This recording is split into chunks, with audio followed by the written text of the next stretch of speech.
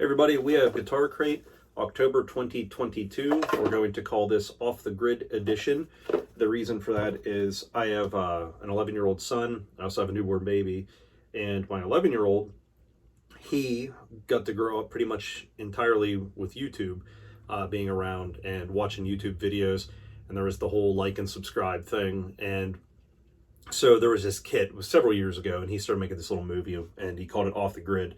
So it was funny. I don't know, I just had it in my head. What we do every month, we open up a guitar crate, we discuss the contents inside.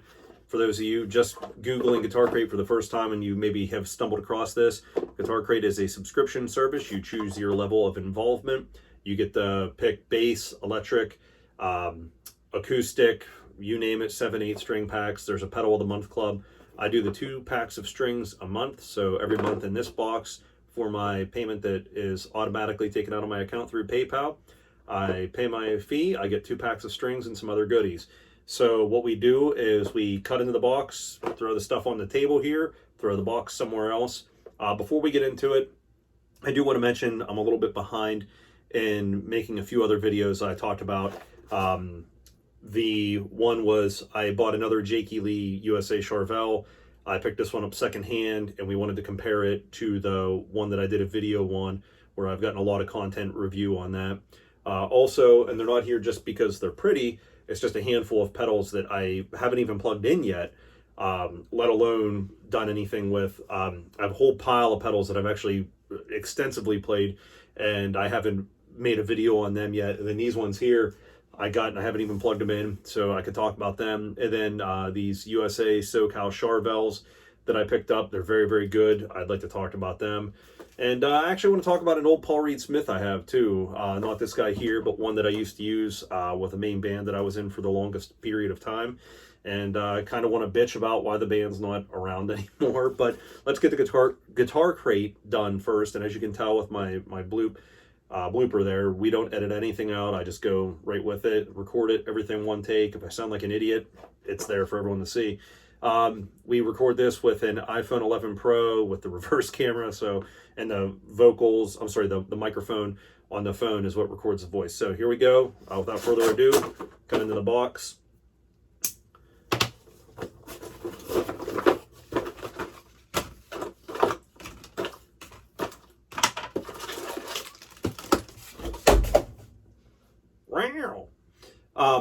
Okay, so let's get the packs of strings out of the way first. So here's D'Addario. I got 10s, so I switched them up again. I switched between 9s, 10s, and 11s. If they had 8s, I would actually put a couple of them in just because I noticed in my workshop I don't have a lot of them. You'll hear me mention the workshop, and really it's just a fancy word for the area of my basement or my garage, wherever I'm working at, that I've designated to work on instruments. I noticed that I'm low on 8s, so I'll have to order them, but here we are. That's another topic. We got the 10s, D'Addario. I have said this, I think, every single video. I will continue to say it. I think this is the best bang for the buck string-wise. There are better strings that cost a lot more money, but I don't think the return on investment is as good with those products. Right here, slam dunk every time. Okay, this here we have XLR8 string cleaner. I'm familiar with it because it looks like they redesigned the tub, but I have one here that I've had for a number of years. Same company, D'Addario. I'm going to put the new one that I haven't opened up yet down and just show you this real quick. So this one here is used. You can see it's quite dirty. And all you do with it, you take your guitar and you just go over the strings. And I'm not sure if you can kind of see that in the light there. Try and get some of there we go. A little bit of a sheen on that. So it's a mild oil residue on that. It's not as heavy as something like a fast fret, and it does a pretty decent job of cleaning the strings. The instructions are, you get the container, you put this thing in the container, and so all this is, it's a plastic cap, there's nothing there, so it's pretty much this, about 3/8 of an inch thing, loaded with whatever chemical D'Addario uses. You put that in here, there's nothing in here, and you can shake it around. So here's the new one, the new container. I'm just gonna take a look here, see. So it's a twist cap instead of the metal. and it's the same thing. We'll grab another guitar here and we'll rub it over this and see what we get. There you go. So that's our brand new one. Put this back.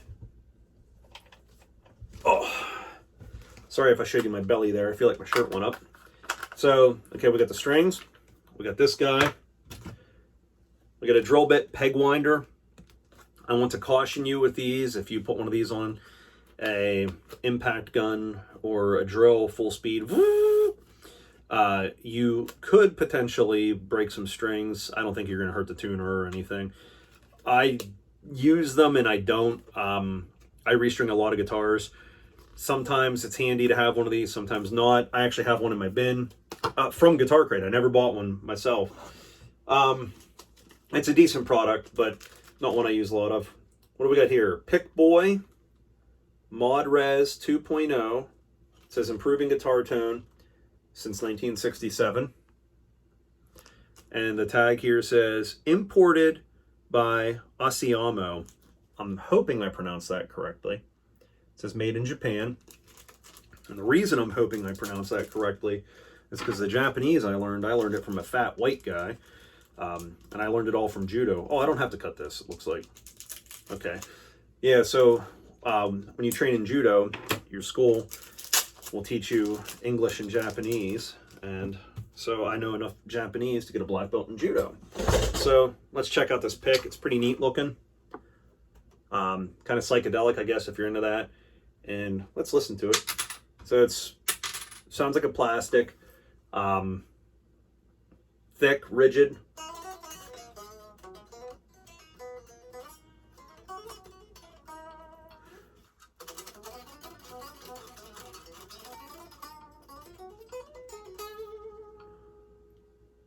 Not too bad. Oh. I don't know how that would work for me. I choke up on a pick real close to it, and I grip the thing too darn tight. It's a bad habit that I can't unlearn, but this is about Guitar Crate, not about me. So there's the pick. If you're keeping track, 2 packs of strings, XLR8, peg winder, and the pick. We have a Guitar Crate tin. I don't hear anything in it. I'm familiar with these from them. They're their pick holders. And I kind of think things like this are silly until you realize how convenient it is. Because if you're like me, I'm set in my ways in what pick I use. I use my pick right there. And I order them in a quantity. I've been using the same thing forever. So whenever I use a pick, I use the same thing. I have a handful of them here on my desk. And they're all the same. Well, actually, I have a little container of them here too. But you have all these picks. So you get picks from, say, Guitar Crate. You get picks, you buy a guitar and maybe the music shop throws some in. Where do you throw them? In the trash, in a bin, whatever. Well, if you're like me, they end up in a bin or in one of your toolbox drawers. Say they're floating around. So one of these little tins, it's very handy to just toss them in. So we have 2 other items. We have an instrument polish wipe and a string cleaner wipe, and that's actually something I already have on my desk here. These are handy. I've noticed personally the instrument polish, if you've ever used one of the car wipes for cleaning glass, it seems like it's like that. You have to just keep going around, make sure everything's wiped off. The string cleaner, it's pretty good. And then moving to our last thing here, we have a Music Nomad Premium Guitar Care Kit. And I'm going to open this up just to show you the size of what you get in this.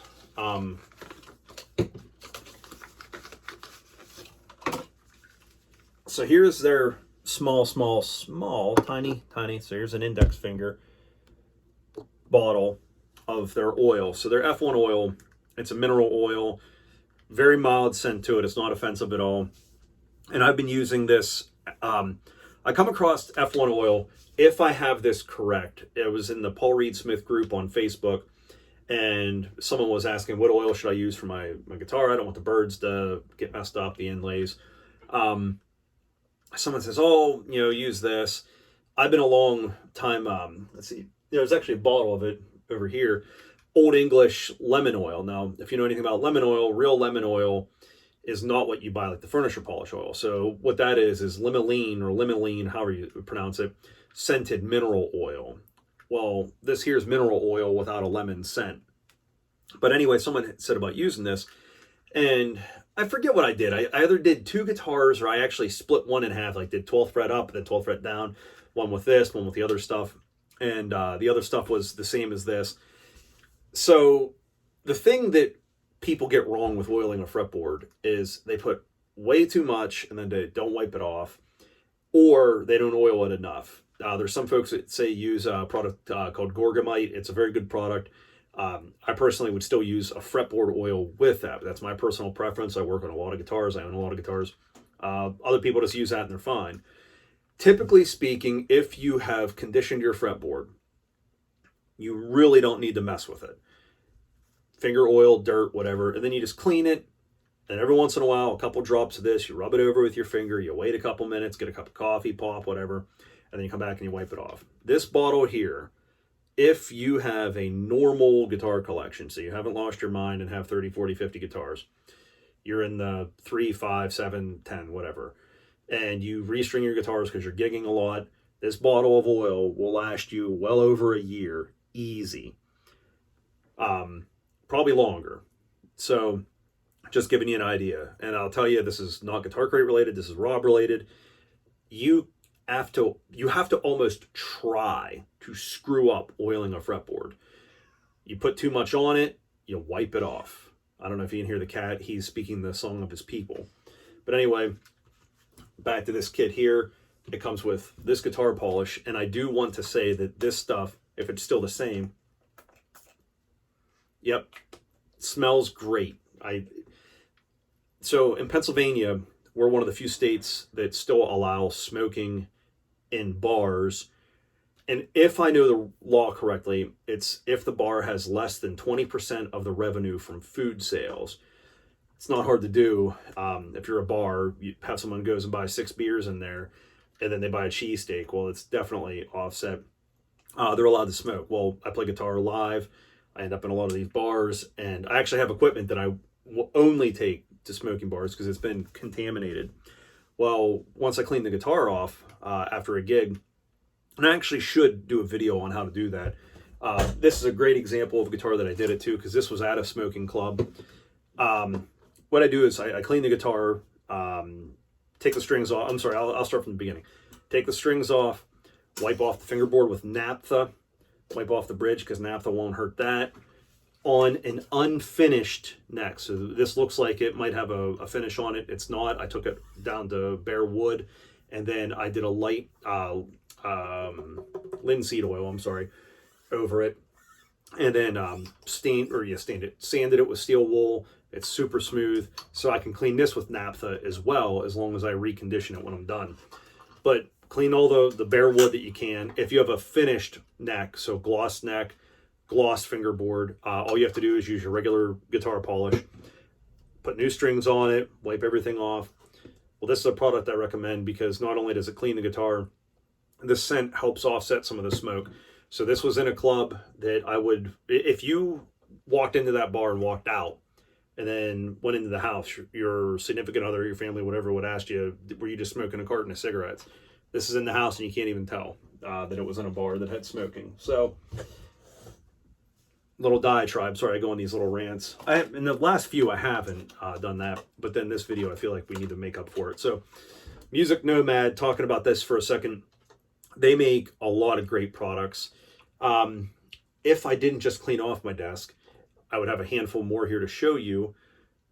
I don't think you can really go wrong with the Music Nomad stuff.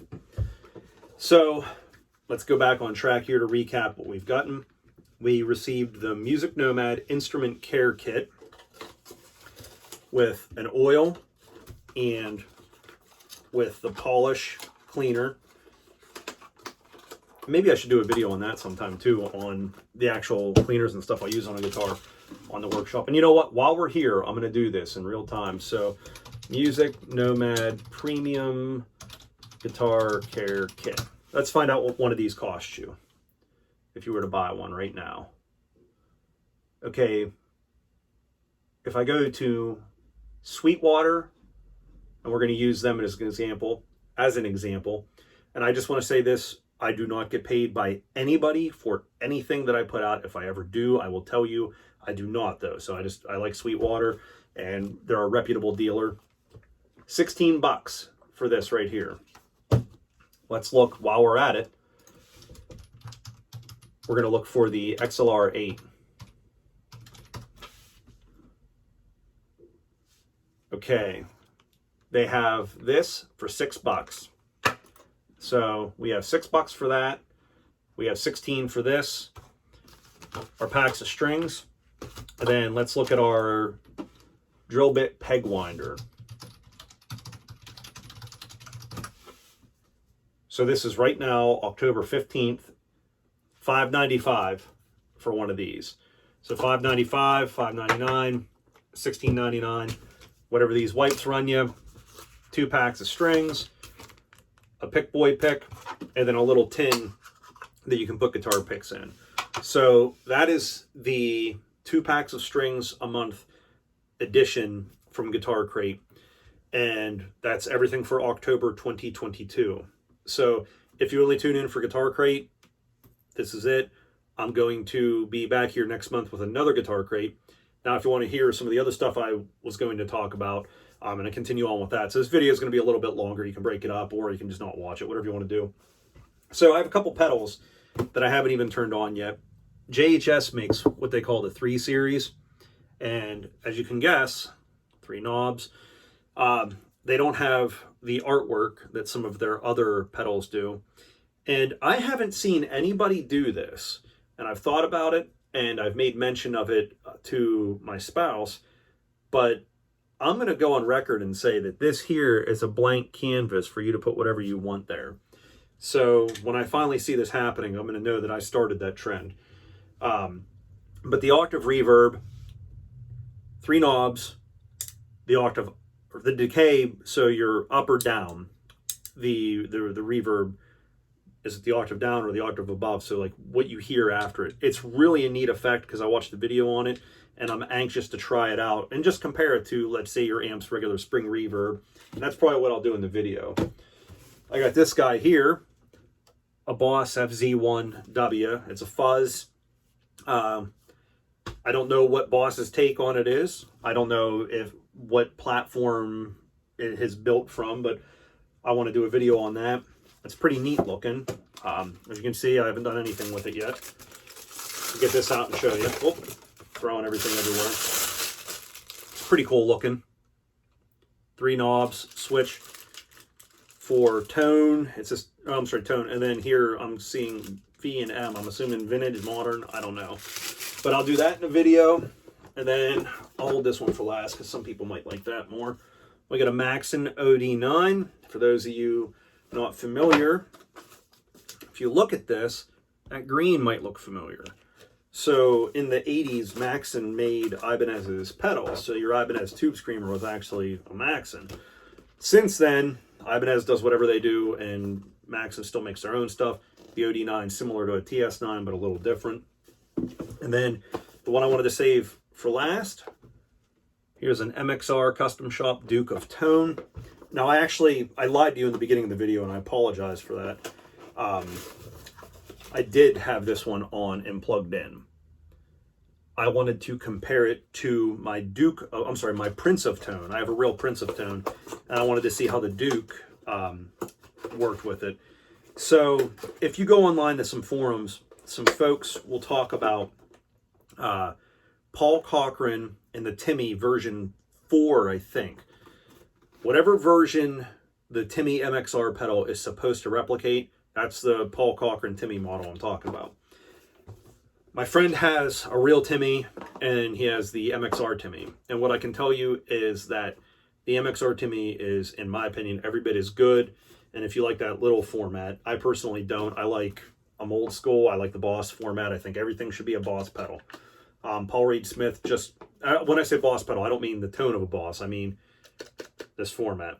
Paul Reed Smith just released some pedals. They could probably sound great, but the form factor on every one of them is completely screwed up looking, in my opinion. I don't think it was they were designed from the point of view of somebody that's designing their pedal board. But back to the discussion about the MXR Timmy. So the MXR Timmy and the Paul Cochran Timmy, they sound very, very similar, if not the same. And Paul has been online saying it's the same as my version 4, but people will get online and say they're not. What I can tell you is that the Duke of Tone, to my ears, and I played it through a Mesa Triple Crown 100 into my standard Mesa 412 cab and my Mesa 212 cab. I also played it through a Mesa Badlander 100. I do not think that this one sounds identical to the Prince of Tone. Could be my Prince of Tone isn't as good, I don't know, but I think my Prince of Tone is actually wonderful. This sounds, if you've played guitar strings that have been on your guitar for too long, 2 months, 3 months, whatever, and you've played brand new, and I'm going to say JHS boomers because their tonality sticks out to me, that's the sound difference to me. Like, this sounds like new strings, but not exactly in a good way, if that makes any sense. So I'm going to do a video side by side. Now, the thing that's important to say about this, let's say we'll use this one because it has easier contrast to see. So let's say you have a pedal and it's a reissue of something, or you're comparing two of the exact same pedal, and you do this. This will give us a good visual. Okay, this is almost noon. So you put one pedal right here, and, oh, that's a little off. But anyway, you put one pedal right here, and you get your other pedal, the exact same one, and you put it just like that, and they sound different. Well, why is that? Okay, so let's look at this sweep right here. So this knob turns from here to here. So we'll say that's about halfway, okay? That's half. So right here is about a quarter then, roughly. Don't hold me to an exact measurement. A potentiometer, depending on the manufacturer, could be 10 or 20% different. So the difference, and this is what will make it real evident, let's call it 20%. That's that much of your knob. Even if it's only 10%, let's go half. Now, let's say you're comparing two items, and let's say that your second one is 20% less on all of them. So to sound the same, your knobs would have to look like that instead of up and down. I'm hoping that, or I'm sorry, instead of at noon where I had them. I'm hoping that makes sense. So what I'm saying is you can't compare pedals side by side, spec for spec, item for item, with the same settings. You have to tweak them to try and get them to sound the same. With a bass line, so for example, I have 4 Boss SD1s. I have a vintage one, I have the 40th anniversary flipped colors, I have a regular made in Taiwan or whatever, and then I have a Waza one. They all sound different, all 4 of them, if the knobs are set the same. But they sound remarkably similar if I tweak them. So just little pedal talk there, something to think about. I don't know when I'll get around to recording these. With the baby, you know, here, I don't want to play too loud in the house, but at the same time, you don't want to play quietly when you record a video where you're trying to analyze tone. So that's it for that. On to the band thing. I'm not exactly sure what happened. There was no fight. Nobody got mad at anybody, and there was no, or got angry at anyone. Nobody said, hey, we're not playing anymore. But we played our last show at the beginning of the month. And yeah, I kind of thought to myself, like, it feels like we're at a funeral, you know, just everyone was real somber and mute. And everybody has other projects going. So nobody at some point said, we're not playing anymore. It's just we have nothing on the books with this group, and there's no practices scheduled. And it just, I don't know, it feels kind of weird. It's like no one, there was no blowout. Nobody said we're done, but we're not playing, if that makes sense. So it's kind of confusing. And if you think about, like, I don't know, you get nostalgic. You think about everything you accomplished, let's say, you know, in a 5, 6, 7, 8, 9, 10, whatever, you know, how did you get where you are right now in life? So, like, what path led you to where you are? How many singular decisions could have been different? Well, how many decisions did you make with a band? And then, you know, you stick it out for a while. Maybe you didn't join this group, or maybe you didn't take this job, or maybe you went to a practice instead of going to a baseball game or something. I don't know, making shit up here. But everything that you did got you to where you are. So how different could your life have been without, or how different would it be with, so to speak? So I don't know, just when you did it and now you don't, it's kind of weird. Don't worry, there's no hanging it up or anything like that. Just feels weird, you know, not being with the same main group, if that makes sense. So, all right, we're coming in about 26 minutes, and that's way too long, because if you're sneaking away from your job to go into the bathroom and watch a video, you're going to have to take 2 bathroom breaks. So do it on a Monday and say that you had a rough weekend. I don't know. Maybe you were watching a football game and it messed you up. That's Guitar Crate. That's a couple pedals talking about another video. That's a little musician talk at the end. And so upcoming videos, a handful of pedals. Guitar Crate November 2022. Charvel, Jakey Lee. Used one that I just picked up a few months, well, actually in July now. Versus one that I picked up new. You know, are they similar? Are they different? We'll take measurements and we'll really get nitty gritty with them. And then the USA SoCal Pro Mods. I'm sorry, not Pro Mods. They're USA. Pro Mod is the Made in Mexico line, or in some cases Japan, I guess. But we have 2 USA SoCals. I picked them up. They are within a few months of each other in production. I'd really like to talk about them and express to you the value I think they are. They're really worth picking up and looking into. So there you have it. We'll see you here soon with some other videos. I hope you enjoyed. Everyone be safe. Take care.